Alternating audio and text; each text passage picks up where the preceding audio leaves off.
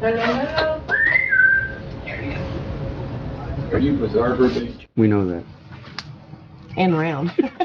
All right, at this time, I'd like to call the February 11th, 2020 Planning Commission meeting to order. We'll start with Lisa's going to say a prayer. Father, thank you for this day. Lord, just be with us and guide us on how we approach this meeting.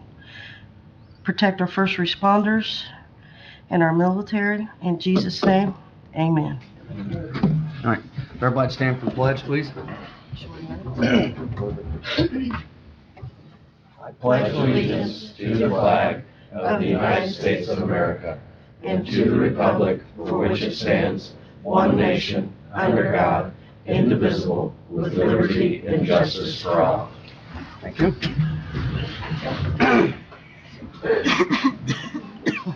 All right, Stacy, Yes, sir. please.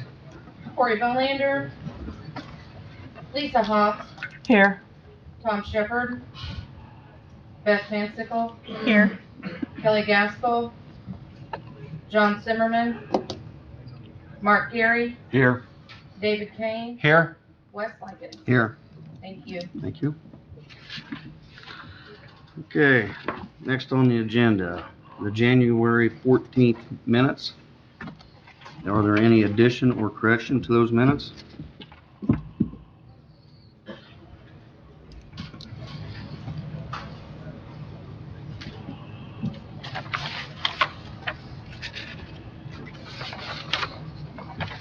I make a motion that we approve the minutes.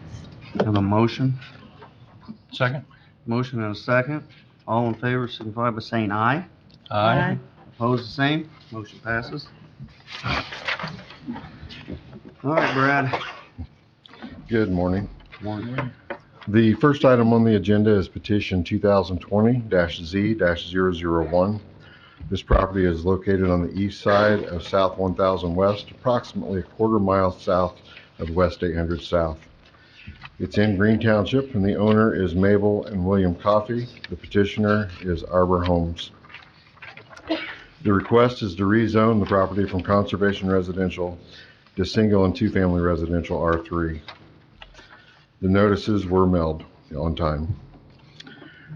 The Technical Review Committee did meet on January 30th, 2020, and has forwarded a favorable recommendation to the Planning Commission. The parcel in question contains approximately 45 acres. It is adjacent to 3 major subdivisions. To the north is a Gradison development, to the east is Summer Lake, and to the west is Del Webb Community in Hamilton County. The property is currently vacant.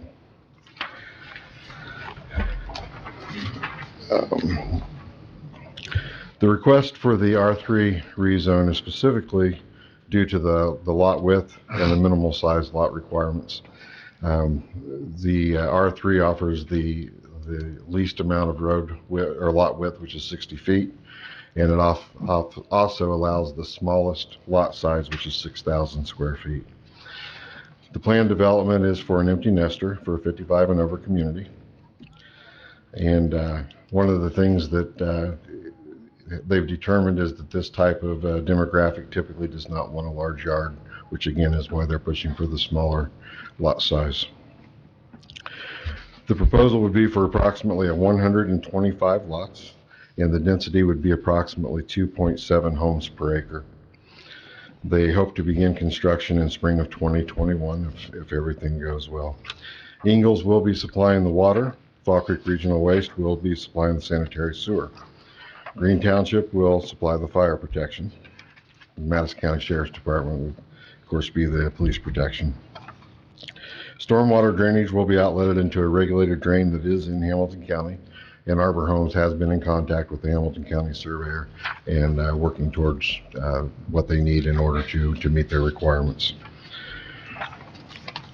The subdivision will establish connectivity to Oakmont to the north and to Summer Lake to the east.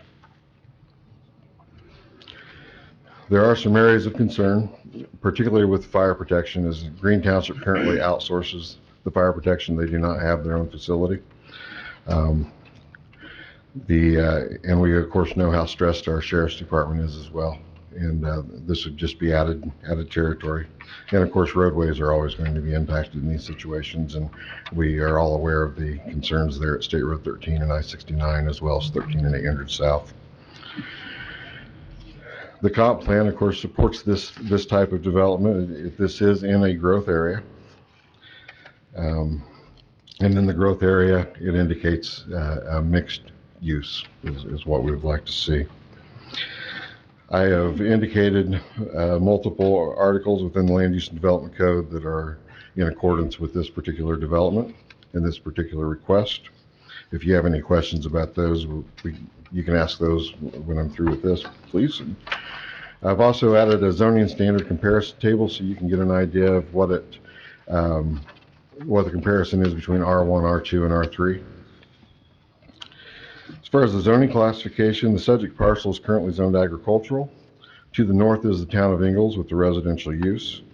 To the south is property zoned conservation residential with a residential and agricultural use. To the east is a PUD, is Summer Lake. And to the west is town of Fishers and also has a residential use. I've also added in here traffic counts. Those traffic counts are surrounding the State Road 13 I-69 interchange, and you'll see comparisons from 2012 to 2018 in many of those locations. I've also indicated traffic counts on 800 South west of 13, 800 South east of 13, and then State Road 13 south of 900 South and down by the County Line Road, and also on 1000 West just south of 800 South. In your packet, you do have the findings of fact, and staff does recommend offering a favorable recommendation to the Board of Commissioners. There are pictures throughout the end of the staff report showing the location of the property. Page 10 is a very good representation of that. If you have any questions for me, I'd be more than happy to answer them.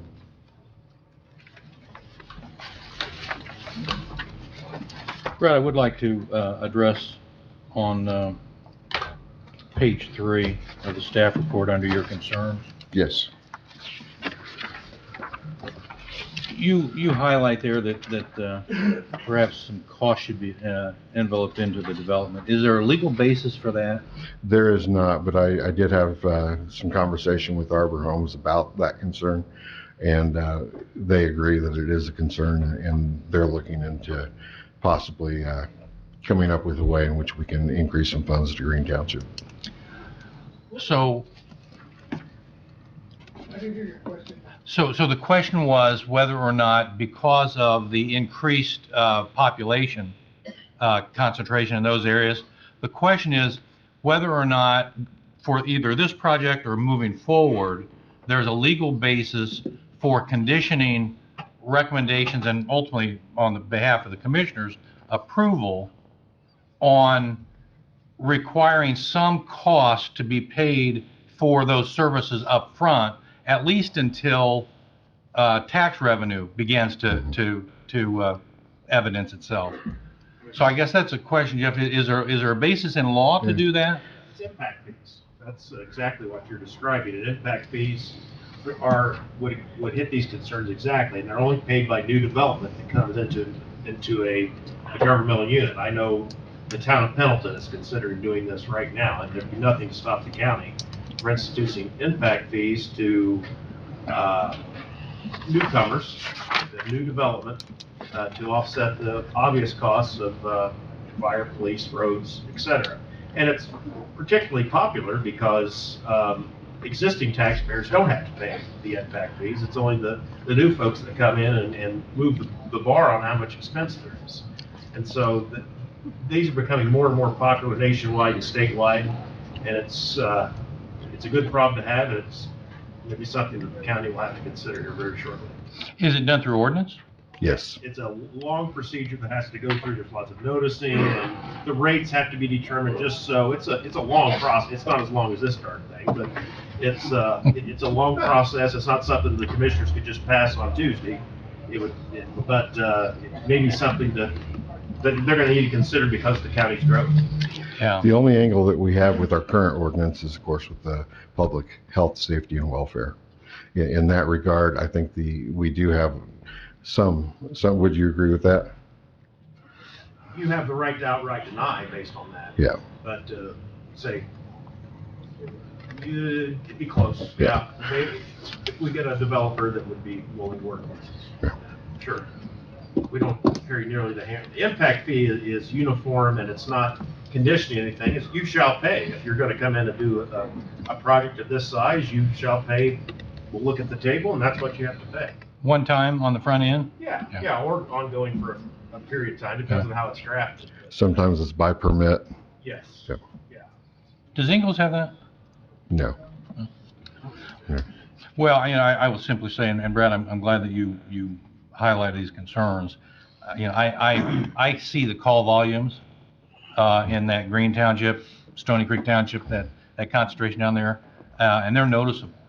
It is noticeable to see the call volumes, and then you add 125 houses here and 500 houses down the road, and apparently other developments coming. I think it's certainly something that the county needs to think about.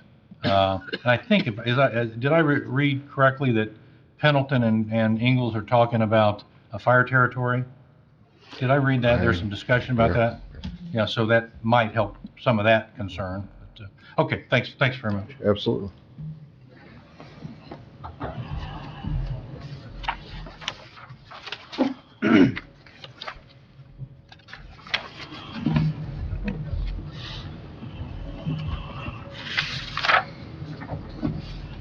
You have other questions right now? Is there anybody in the audience that'd like to speak on this? I think Paul Munoz is here. Okay. Sure. Yeah.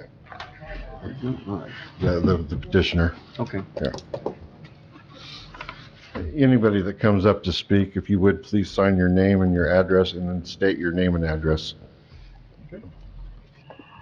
Sure. My name is Paul Munoz. I'm the entitlement manager for Arbor Homes. For the record, 3405 Tally Ho Drive, Kokomo, Indiana. Brad stole a lot of my thunder, what I had for my presentation when he described about 90% of it. But for us, just to kind of give a little bit of a recap, this is our destination series, which is a 55 and over age targeted community, being one of the first ones we've done of this type. The product, and I know you guys have the brochures that were handed out as well, is something that we've been working on for about 3 or 4 years now. Pretty thoughtfully laid out and designed through demographic studies, as well as surveys and some outreach that we did publicly. We also recently brought on staff that has worked in this type of housing for some time to be able to help us with designs. And so the designs are interior-wise set up to where there is the opportunity for gourmet kitchens, larger open concept living areas, as well as outdoor entertainment areas, which is what we feel the demographic is really looking for in a home when they're looking to buy at that time frame. We also have in this as well larger hallways, larger doorways, zero entry showers to provide for that opportunity for aging in place over the course of the rest of the time they're in the home. And so we are asking for the R3 zoning, but I know that it does say that 6,000 is the minimum square footage that's allowed on those lots. That doesn't really work for our size and our layout, so really for us, the lowest we plan on is 7,200 square feet, which if you look at those in the surrounding communities is actually a little bit larger from most of what is surrounding us in use and density. So I'd be happy to answer any questions you may have regarding the project. Some of us can identify with your concept. I'll be honest, I love our new elevations. There's 5 floor plans overall, and there's 36 different elevations that'll be included in that. So the overall diversity of the neighborhood is going to be pretty well represented, and there's a couple of them that, I'll be honest, I would actually love to build if I had the opportunity. You guys got any questions? Questions I had, Brad answered. Okay, Thanks very much. thank you.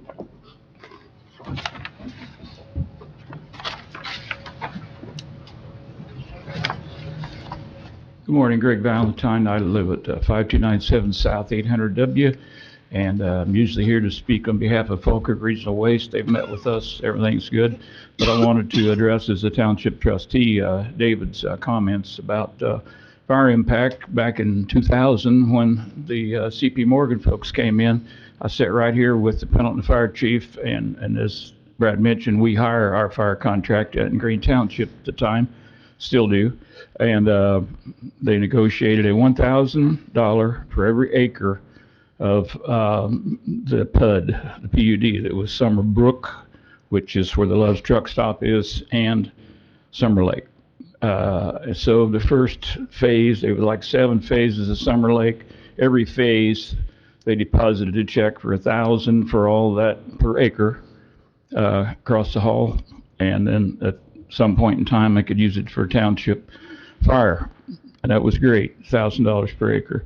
Then along came Ingalls and annexed that property there off the interstate. So I ended up with $160,000, and they ended up with the balance of $400 every acre. And there's still 55 acres not sold. Dave Mann owns there by Love's.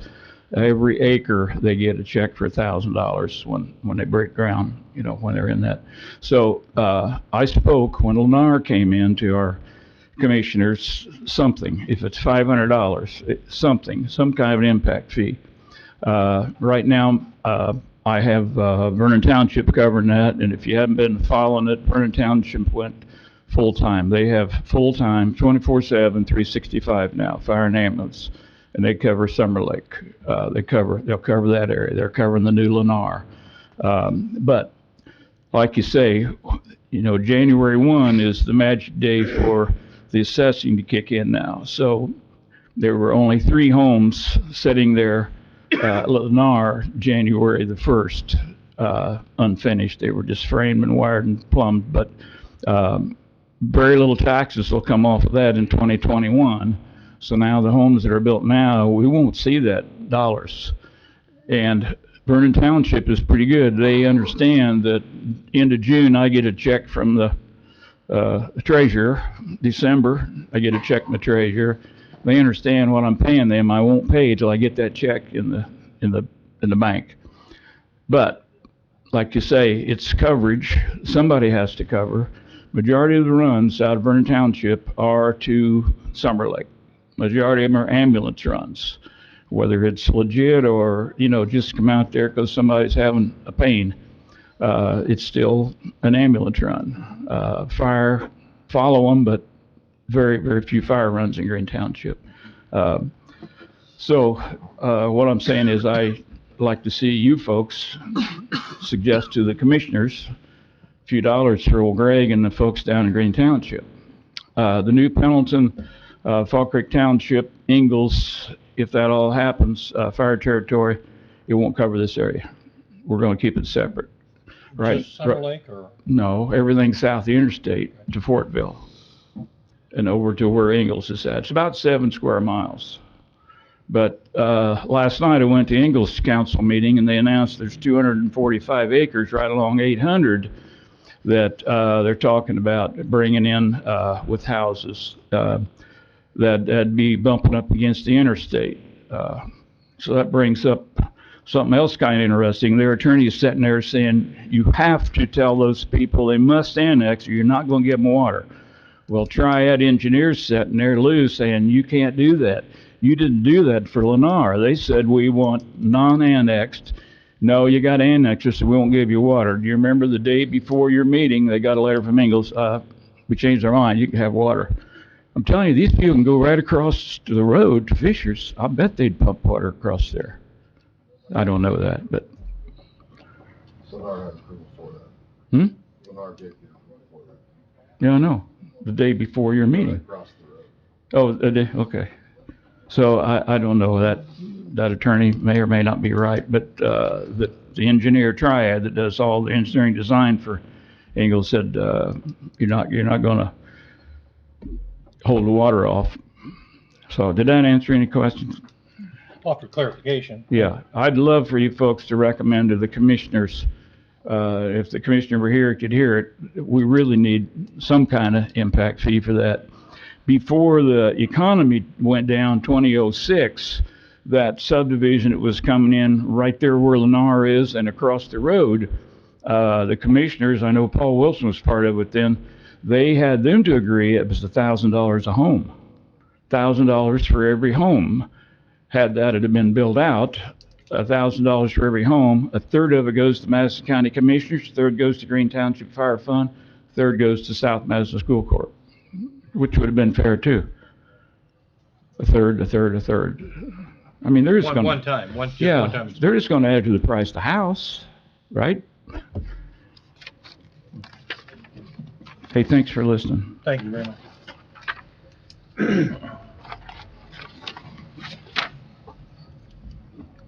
So, Mr. President, I would offer, I'm sorry.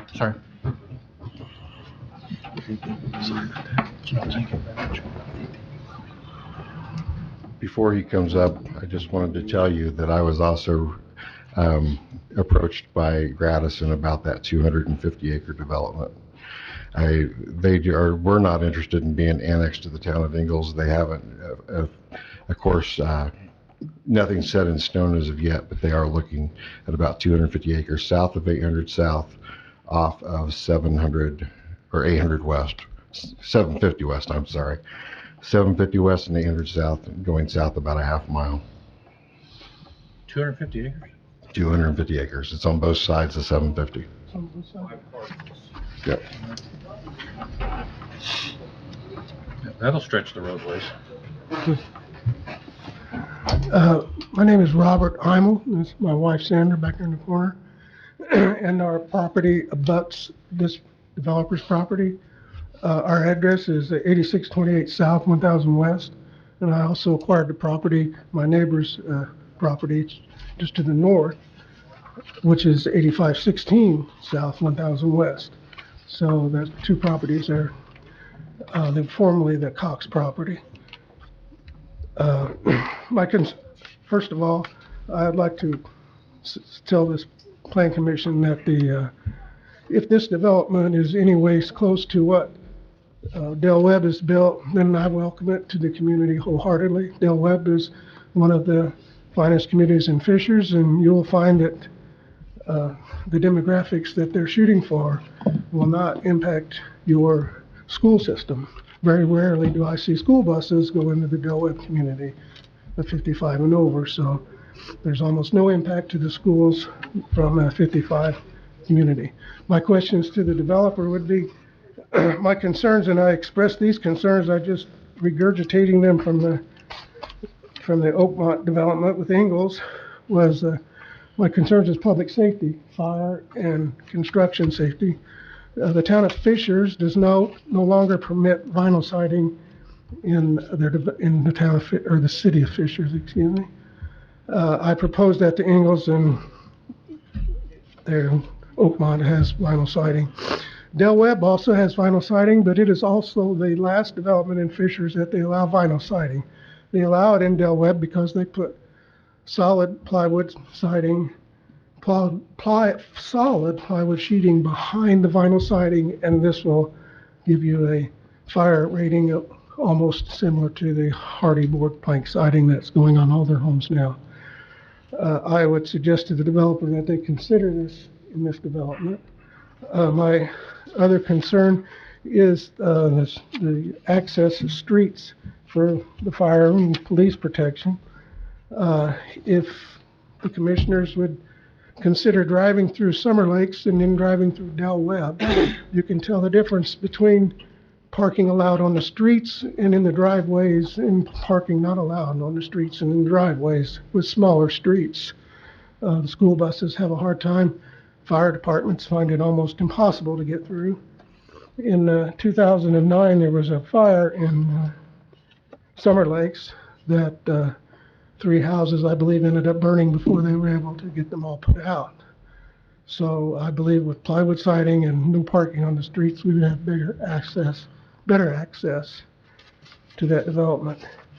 My other concern on the development would be that since I would ask the developer to consider extending the landscape buffering to include the houses, not the vacant field. Obviously, that's a pie in the eye request, but at least the homes that abut the southern property line to extend their exterior buffering around those homes on the north, would be on the north side, the development south side, with landscaping similar to what they'll be putting up on the 1000 West. Another question I raised to Ingalls, which at that time the developer laughed at me and said it was stupid, and he said, well, Mr. Immel, you can call the street whatever you want. Well, it's 1000 West to me, and they said, well, we'll call it 1000 West, but my wife and I took a walk the other night, and Oakmont does not call it 1000 West. Oakmont calls it Atlantic Avenue. So we need to get the darn big boys. That's about all I have on the development. I talked to Mr. Brad. I don't remember his last name, Brad. But I would like to suggest, and I'll leave you my paperwork here, that you, my wife told me to, just talk about the development. Okay, we'll talk about the development, and you open the door, so I'm going to open a little bit wider. Fisher's has had development impact fees for over 30 years. In 2010, they updated their impact fees, and I've got quotes here where it said they asked developers for that, and these gentlemen behind me here, they all pay these impact fees. When they're coming across this county line, gentlemen, they're pushing that reset button. They get a reset. Very few times in life do we get to hit that reset button. Well, they hit it. They know what impact fees are. They know how much they cost. They know when they're due. They're due when the building permit is issued. There's no question about it. They go up to Fisher's. They say, here's my building permit. Here's my check for the impact fees. No questions asked when, where, who's going to divide it. Then it's up to the town to do that. But presently, just, and I know you,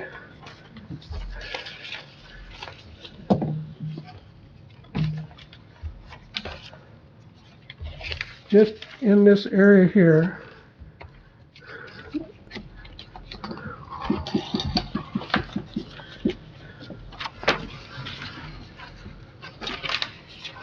I thought I had it.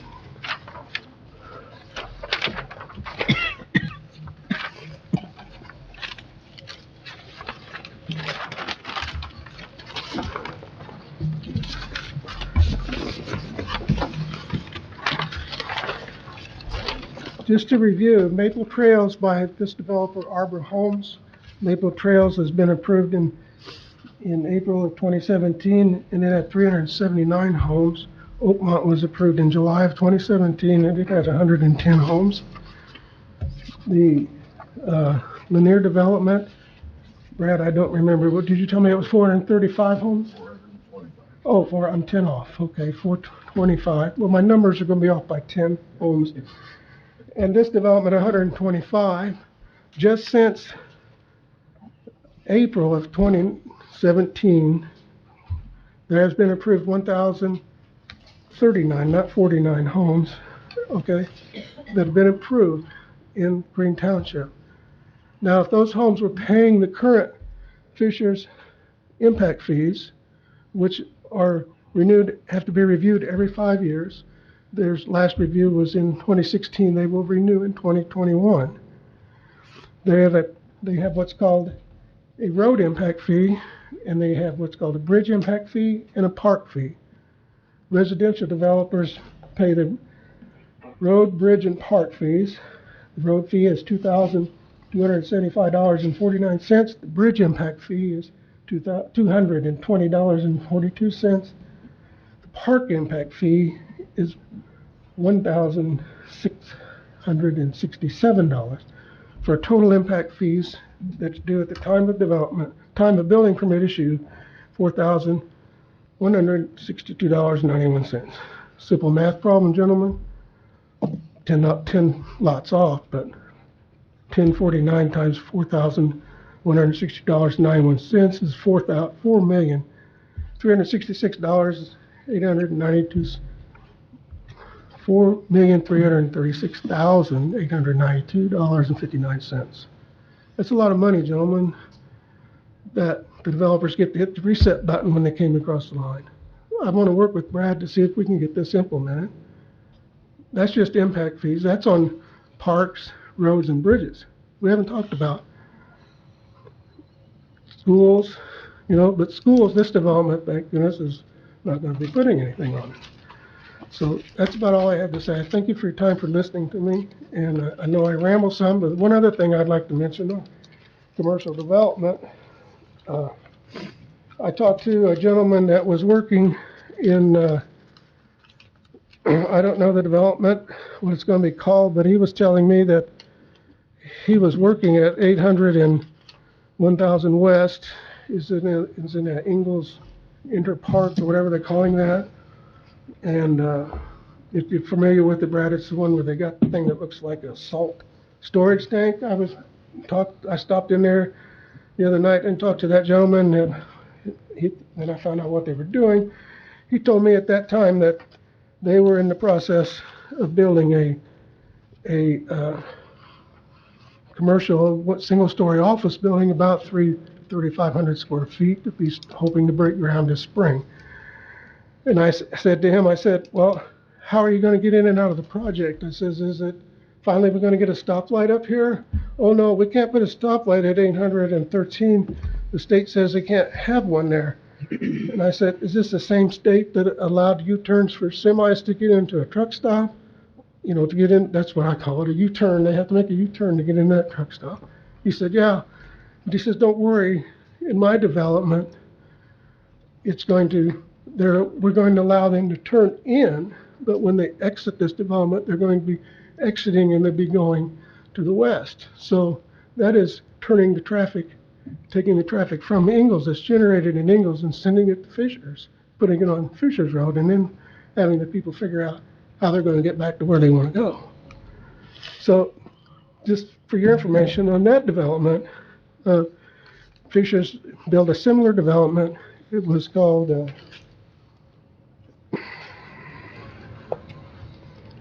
3,809 square foot medical office building that's called Simply Dental, and it's on 116th Street, just west of Brook School Road. That development, now commercial development only pays road and bridge impact fees. Okay, so this is a letter from the developer asking to have a break on his development, on his road impact fees. But on that development for a 3,809 square foot office building, single story, the road and bridge fees was $35,878.62, just on a single story, under 4,000 square foot office building. So that is why Fishers is able to maintain the roads. And back in 2014, that Atlantic Road, I don't know if Madison County is aware of it or not, but it was a single road chip and seal that in 3 days it went to complete dirt, mud, because they had to get their construction started. And when construction today is different than it was years ago, because now we're bringing so many more triaxle dump trucks in and tearing up the roads. And Fishers had the money to immediately, they've had a emergency road improvement, and they rebuilt that complete road. And this development now is going to be accessing that road. So it's time that we do that. If we don't, and they're used to it, it's not like they haven't paid them. They've all paid them. They've all built in Fishers. So that's Mr. Chairman, what did you say your address was?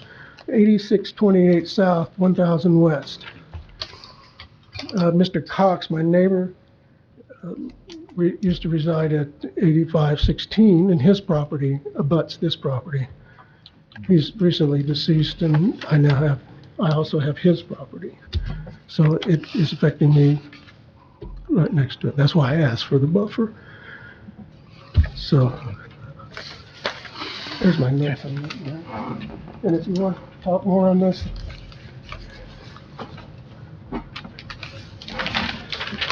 So thank you for your time. Thank I you, Steve. appreciate it. Thank you very And much. I would just like to say, my wife says I ramble, and I'm sorry if I ramble. And I do appreciate you allowing me to talk as much as I could, because at Ingalls, I was, it, I won't go there, but thank you for your time. It was very informative. Thank you.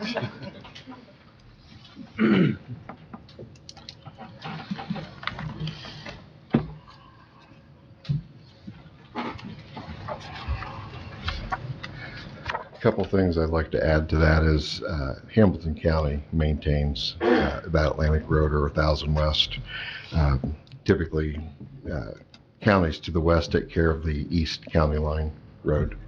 That road is known as both 1000 West and Atlantic Road. But you will see Atlantic Road signs on the west side of the road. See 1000 West on the east side. So, certainly not intending to put the developer on the spot here and not asking for any response there. Is this something, that these impact fees, is this something that could be negotiated without ordinance? Be a development agreement. It would be between the commissioners and the developer themselves. For the reason, it would be somewhat similar to our favorite topic of all the wind farm fees up in the northern part of the county. So it would be, yes, it could be. The other thing I would like to add, in our comprehensive plan, they do suggest that we adopt impact fees. That is something that is in the comp plan. And one of the things we were hoping to accomplish after the comp plan is approved, if it is approved, is to work on a new zoning ordinance and hopefully bring impact fees into that talk. But the reality is we could have one or more developments in place before we ever get to that point. Absolutely. It's also with the developer's interest to negotiate with you, because you can always make the finding, or ultimately, this is the commissioner say, this is recommendation. We don't have to, this is not fit our growth pattern, because we simply don't have the fire, or the police, or the roads to handle this. So it's, it's a win-win if ultimately the commissioners have a big hammer at the end to decide what to do on this thing.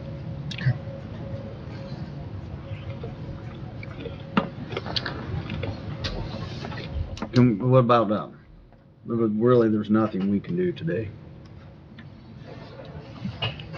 You can table this today and direct Brad to talk to the developer about such an agreement. I think though that, I'm just thinking out loud here, but I think that would be better served for the commissioners to do, since they're the ones that are gonna have to approve the contract. And so, if whatever this board does today, I think that maybe at that time, we tell the commissioners, I think it might have been, one of you just mentioned, might have been David, that said, if we give a favorable recommendation, or maybe it was suggested for Mr. Valentine, that if we approve it, it's with the condition that, and from a legal standpoint, that's not a condition. You've got three options here today, and you really don't get to put conditions on it. This isn't like a variance or something like that. But what you can say is in a memo to the commissioners, you better look at your issues here that were brought up today, such as we don't have impact fees, and so you might want to talk to the developer about, geez, I don't know if this is going to pass, but if we just take this thing and snap our fingers and it's there tomorrow. That's a problem. What are we going to do about that? And the next one, and the next one, Right. and the next one, yeah. Yeah, come on. I was hoping you would. No, I fully understand. With your vote today, we would be happy to sit down with Brad and the commissioners and have that discussion. We completely understand. I'm a township trustee in Howard County as well, so I wholeheartedly understand the restraints and constraints of a fire department such as that. So happy to do that, and we can definitely try to sit down and schedule something with one or more of the commissioners and have that discussion. So we're open to that. Thank you. Thank you. You want to Motion? Okay, so, Mr. President, I would make a motion that petition 2020-Z-001, and the accompanying staff report, findings of fact, I would recommend that for approval, with the added recommendation that in our recommendation to the commissioners, that we highlight the issues of impact fees and our concern that that is an issue that needs to be addressed by them with this project and others going forward. That sound good? I'll second. We have a motion and a second. Any other discussion? Okay, Stacy, can we have a roll call, please? Absolutely. Lisa Hobbs, Yes. Beth Van Sickle, Yes. Mark Gary, Yes. David Kane, Yes. Wes Lincoln. Yes. Thank you. Motion passes. Okay.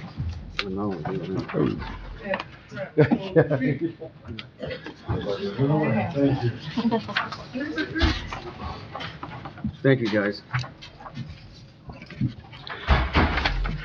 The next item on the agenda is petition 2020-Z-002. Property is located at 9064 West Grandview Boulevard. It is located in Green Township. The owner is Grandview Church of the Brethren Incorporated, and the petitioner is Church Hill in Antrim. The request is for a rezone from the planned unit development of Summer Lake to general commercial GC. Notices were mailed out on time.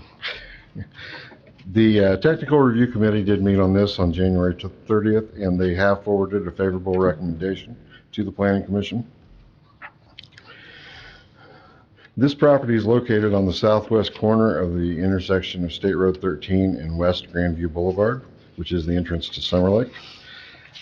The property contains approximately 12.099 acres, and there is a 15,000 square foot church on the property, as well as a 1,050 square foot detached garage. Access to public sewer and water is available at this site. To get an idea of what the request is, I'm going to revert to some pictures. On page 9 of my report, you'll see the church property itself.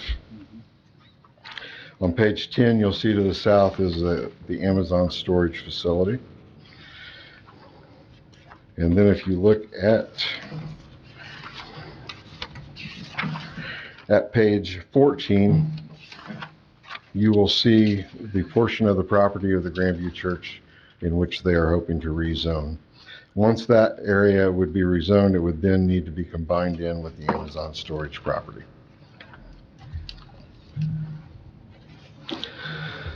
The property of the Amazon storage is platted as lot. It is a platted lot, a mini plat. So what we would be looking at is a replat in order to add that additional acreage if the rezone is approved. And the Amazon storage property is already zoned general commercial. The site currently is on a septic system, but again, they will be required to connect into public sewer with any improvements. And that has been discussed with the developer.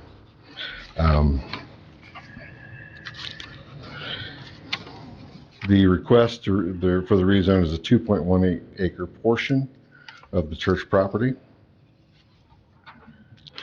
And there is a 4-phase business plan for this request.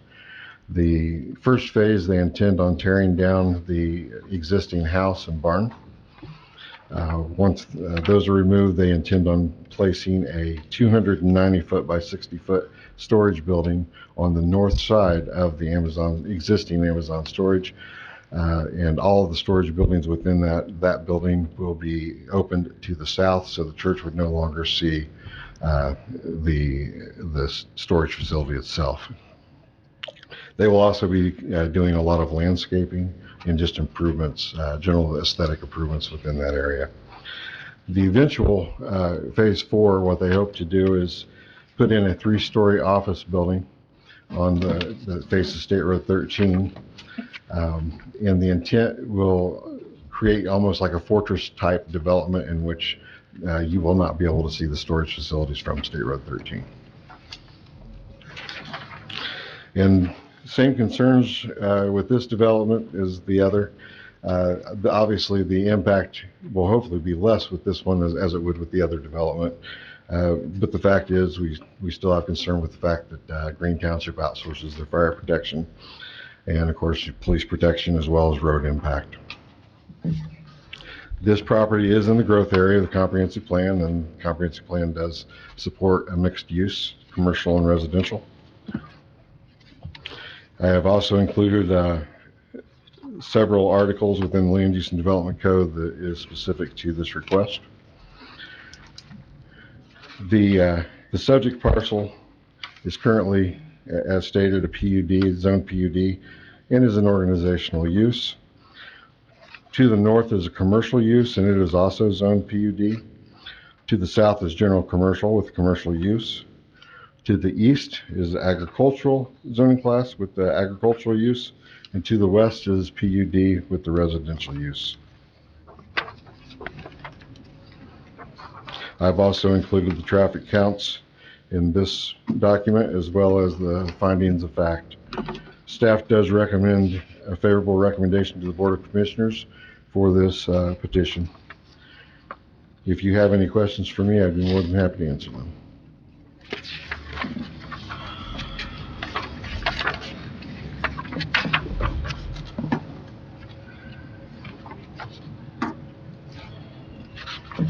Fred, you'd mentioned the property is currently in violation for outdoor storage. Yes. It's going to be brought into compliance with this? It will. In fact, one of the requests that they're going to be making if this is approved is a request for a variance to allow outdoor storage temporarily. Their intent is to, for the first couple phases, to have outdoor storage, but once they get to the final 3 and 4 phases, that will no longer be the case.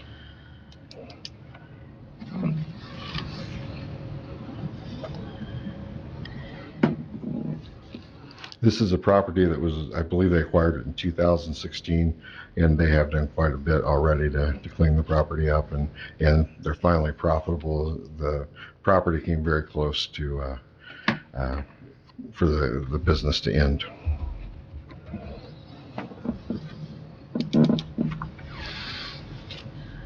I'm mindful they had a public hearing or a public meeting with the residents of Summer Lake about 2 weeks ago. They did. Very, very sparsely attended. It was. I was there initially, and there was one couple that was there at that time. I stayed for about approximately 25, 30 minutes, and there was no one new that came in during that time. Anybody have any questions right now for Brad? I will add that Andrew Wirt would like to give a little presentation to you. And towards the back of your packet is the starting of a document that they submitted. So, I believe it starts on the second page after the end of my staff report.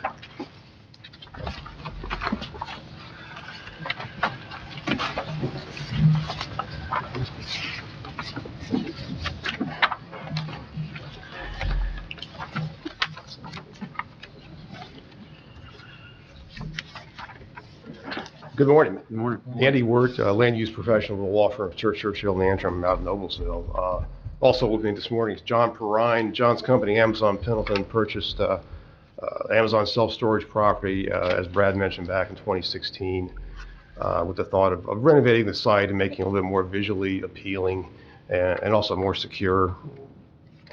Brad's covered most of the comments I've got here, but I just wanted to give you some a little bit additional information. John owns many of these self-storage facilities throughout central Indiana. He's purchased existing facilities like these and renovated them. He's also built them from the ground up. Very high quality construction design. They don't just develop and sell. They maintain ownership and provide top-notch oversight and maintenance. Yeah, the idea with this property is that we would build the, in build-out phase 4, it would be a fortress-style development with totally secure with a gate in the front, so no one could get inside without a code. So that would add to the security, as well as shielding those overhead garage doors from view of the highway and from neighboring properties. In order to accomplish the renovations, we have entered into a purchase agreement with the church to the north, and that would just give us the opportunity to build those additional buildings with the quality exterior, and it is an A-grade commercial exterior that will be on these buildings. Again, as Brad mentioned, we will be developing this in 3 phases. Phase 1 is actually, in your packet, I think it's got 4 phases. Phase 1 is actually existing conditions. Phase 2, we hope to begin later this year with that north building, as well as demolishing the house and barn on the property. And again, we did meet with the tech committee on the 30th, and also in the evening had that sparsely attended neighborhood meeting. We were happy to go over our plans with the individuals that did turn out. Happy to go into more detail about the history of the property or about our planned improvements. Otherwise, take your questions and comments. Seems we've had a lot of information already. You guys have any other questions so far? No, I think they covered it pretty well. We need to keep pushing NDOT. Yes.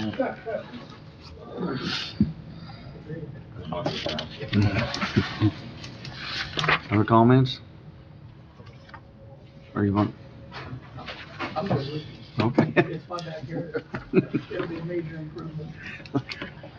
Just with regard to NDOT, Council of Governments has been in a lot of talks with NDOT, and they say they have plans to improve the intersection of 13 and 69. Nobody has seen those plans or know what the extent of that will be, but I'm sure that they've received a lot of complaints, not just from us. So Is that where you got your numbers? Your actually, traffic numbers? the MCCOG, they give those numbers to NDOT, and then NDOT places them on a public map, and that's where I was able to acquire those numbers. But the numbers that you see are all Council of Government numbers. Yeah.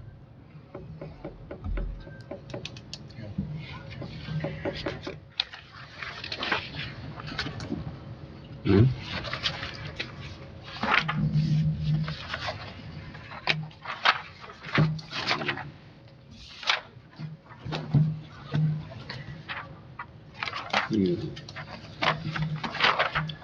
Mr. President, I'd like to make a motion, petition 2020-Z002, a favorable recommendation to the Board of Commissioners based on the staff's finding of facts. Second. We have a motion, we have a second. Any other comments? If we could add some of the similar language that we talked about, scaled relative to this total issue of impact and considerations for discussion between the developer and the commissioners.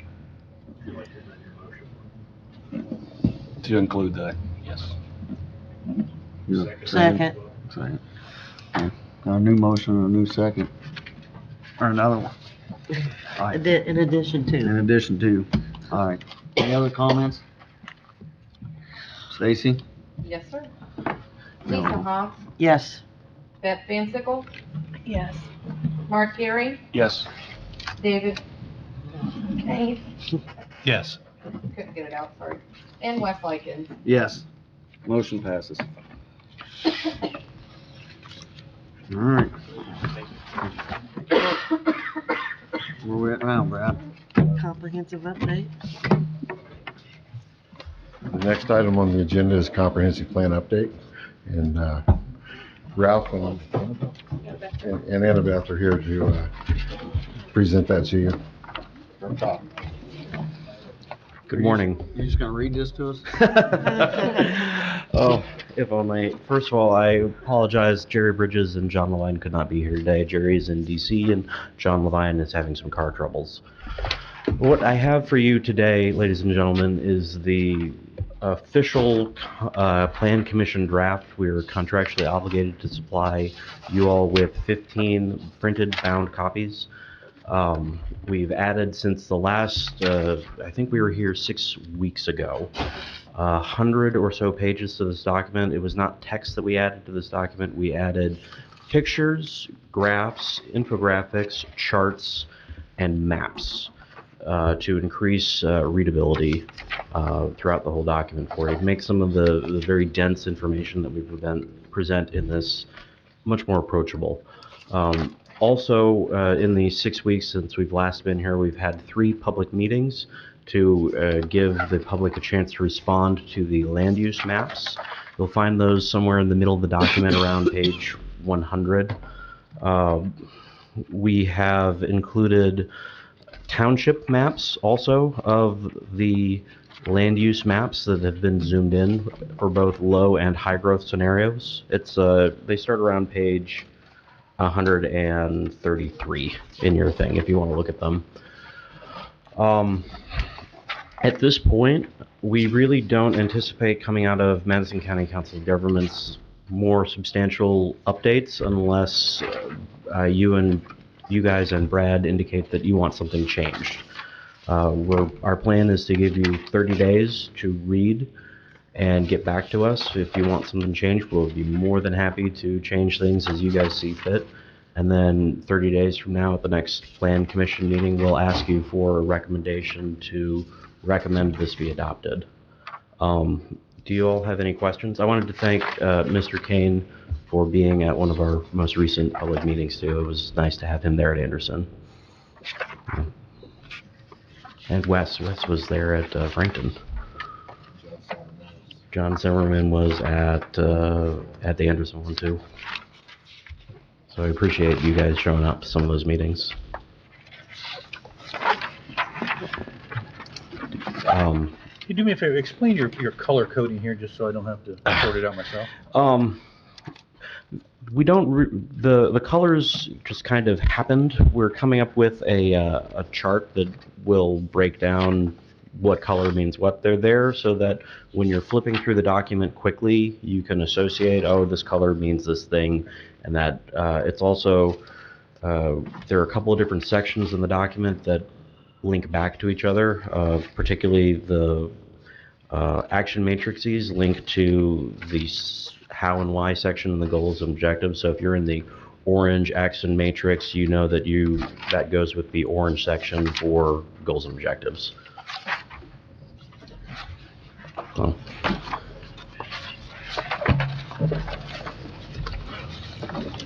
The only placeholder stuff that we have in this document right now is just pending on the approval. There's a placeholder page that's for the commissioners for when they finally adopt it. We want to put that in the final print version, the ordinance, so it doesn't get lost. And then there's placeholder dates for whenever they finally do approve it in the very beginning of the document. There shouldn't be any more of a reserved for this picture kind of thing going on anymore. So. Just if you wouldn't mind, just briefly, when we had your public meetings, one of the questions that came up is, how would the commissioners go about implementing such a vast undertaking? Mm-hmm. And you had expressed that there is a model for getting that accomplished.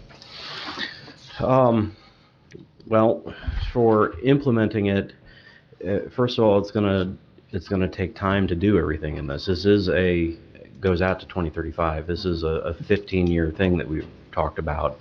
It does touch on pretty much every aspect of life in Madison County. It does what it says on the tin. It is comprehensive. Administratively, what we'd hope to have happen is a subcommittee would get formed to start keeping track of progress in the county on how things are going, and then make recommendations back to this council for, hey, this is going great, keep going, good job. We've been a year, 2 years on this, and we're not seeing much forward progress. Maybe we need to change it or do something about that. That would be one of the next steps that we'd like to see happen over at COG, but that's up to you guys and the commissioners at that point. And, whatever Brad seems to think would be prudent from his staff. That's one of the things that, I don't know if you guys covered it in the Frankton meeting, but in Anderson, the question is, how do you go about addressing this and keeping it on track and actually someone driving it to accomplishment? And that was one of the things that they had come up with is an appointed grassroots group that essentially that's what their job is to drive the accomplishment of the comprehensive plan. It also would be important, that kind of committee, because there are things in here that the Plan Commission and maybe not even the commissioners could do with. There's a lot of partnering with businesses to help things along. There's a lot of working with school corporations to help things along. There's a lot of partnering with our healthcare providers, our hospitals to improve wellness in Madison County. There's a lot of stuff in here. And all of it would go into making Madison County a better place. And we might be surprised at how much some of it's already taken place. Yes. The county does have a redevelopment commission, or back in the 90s, for one specific project. 4 of the 5 members have passed away. But I'm just thinking that might be a vehicle by which, those are commissioner-appointed people. They're commissioners just like in a city and a town. You see what goes on in Elwood up there. They're able to be the business arm of the city. And so with these MOUs and things like that with businesses, I know redevelopment commissions have a lot more leeway than commissioners and a plan commission. So that may be Consideration, yeah. So, thank you all very much. I know that this has been quite a 1.5 year long process for everybody, but we're very near the end now. So I look forward to hearing back from Brad or any of your comments via phone or email, and you'll see me again in 30 days. Thank you. Thank you. Thanks very much. We will need a motion to accept and review the document. To receive and, thank you. I make a motion to receive the document And review. and review it moving forward. All right. Second that. We have a motion and we have a second. Stacy, can we have a roll call, please? Absolutely. Lisa Hobbs, Yes. Beth Vansickle, Yes. Mark Gary, Yes. David King, Yes. Wes Likens. Yes. Motion passes. Are you giving us more reading? The 370 pages wasn't enough.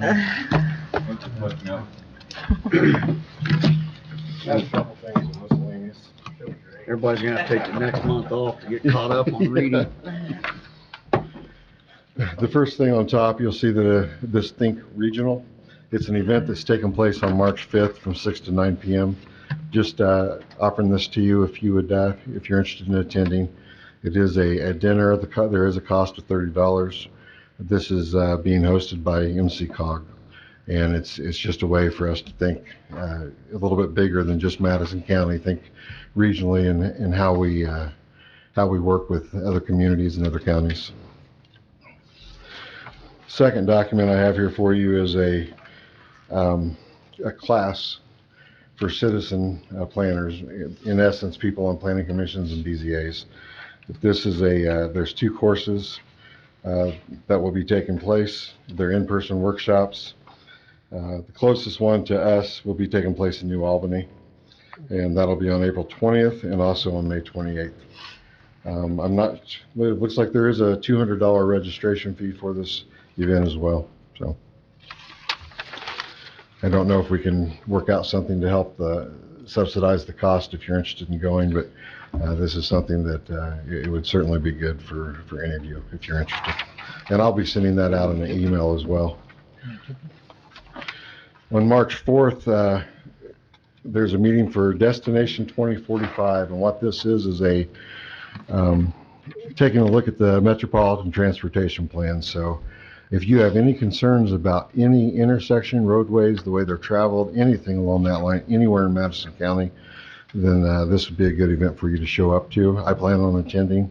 It's at Reardon Auditorium, and it's basically in support of the transportation plan that MCCOG is currently developing. The next page I have for you was prepared by Joe Copeland. These are recommendations that he would like to make to the subdivision control ordinance, some new additions. He was hoping to be here today, but he was unable to make it, and he will not be able to make it in March. This isn't something that we can really discuss today in any kind of detail, but I am hoping on getting this into ordinance form and have a public hearing on it in March. But if you have any specific questions about anything that he has brought up in this document, feel free to contact him personally or give me a call, and I'll pass on the question to him and get an answer for you. The next two documents were ones that some changes I'd like to see in the subdivision control ordinance. The first page deals strictly with sidewalks and pedestrian pathways. Walkability is a very important thing in subdivisions these days. It's something that a lot of millennials are looking for, and a lot of people in general, and looked at a lot of articles and peer-reviewed articles on this subject, and they're suggesting changes a lot more severe than this. But this is some minor changes to that if you're interested.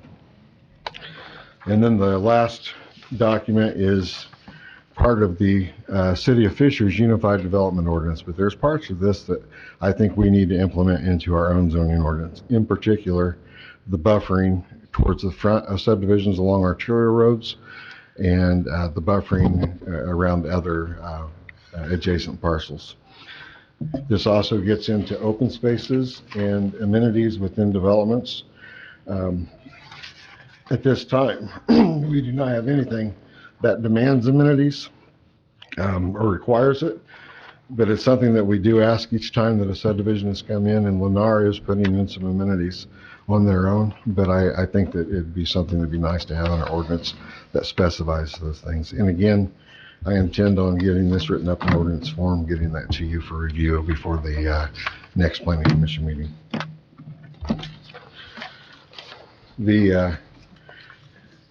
Now that the comprehensive plan is close to being done, been talking to COG about a zoning ordinance. And they're estimating the cost for a new zoning ordinance would be approximately $150,000.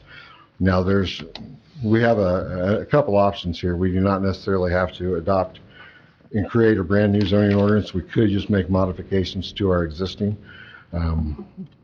I would recommend doing a full zoning ordinance, because I would like to bring in a thoroughfare plan, a new thoroughfare plan, as well as going through the process for implementing impact fees. So, and I would like to pursue both of those in the process of the new zoning ordinance. The last thing I wanted to let you know is that I will be going in front of the county council tonight requesting approval for $11,255. That is the amount of attorney fees that we were unable to pay in 2019. That amount eats into our new budget of $16,500, which I think we're going to spend every bit of that this year. So I'm requesting to the county council to cover last year's attorney fees so that we can start fresh with that $16,500. We have had 2 new bills come in from attorneys. It was from KGR, and it's approximately $1,200 at this point. But the hearings have been set for both cases in April, so I expect to see some bigger bills coming soon. You also have about 15 Yes. cases getting ready to go to trial. Yes, we also have 15 violations getting ready to go to, I think it's 14, isn't it? Because I think the first one. 15's a repeat. Yeah. So that's going to be impacting us as well considerably. Is the council mindful of that? I will The be, council's aware that they accrued attorney fees that was not paid, due to the actions that were taken on the, solar farm, so we're aware of that. Whether the rest of them will approve that or say, like we have everybody else, when you get the bill, come back to us and we'll do it. We'll just have to see what the mindset is. yeah. I mean, I'll be rooting on for you. I appreciate it. But, yeah, so I know this is one more year that we're gonna be on a very tight budget this year. Next year, we will pay off some loans and stuff that will give us more flexibility. But unfortunately, fortunately for them, that will be their call and not mine. You know, You're this, gonna get caught instead, is what I heard. Well, no, this might be one, something else when we start talking about impact fees, that there is a small percentage that's set aside for the planning department for things such as this, a contingency, but also just an enhancement of budget because of the increase in activity. Possibly even cover the cost of a code enforcement officer. and another one, you mean? We really don't have any at this point. I mean, Liz is handling it to the best of her ability, but she's not full-time on that. Right. And I'd love to have somebody full-time doing nothing but code enforcement. Because there's enough on her plate to keep her busy that it takes a lot out of her time to do this. It's a And task. It is. It's a task. I know it all too well. Mhm. That could be our first accomplishment in the new comprehensive plan. Yeah. Actually, Yeah, it is. Yeah, I know, I saw that. Well, that is all I have for you. If you have any questions for me, I'd be more than happy to answer. Not until I get reading. Anybody else have any other questions or comments today? Motion to adjourn? Your motion? Second. Your motion and second, all in favor, signify by saying aye. Aye. Opposed, same. Meeting adjourned.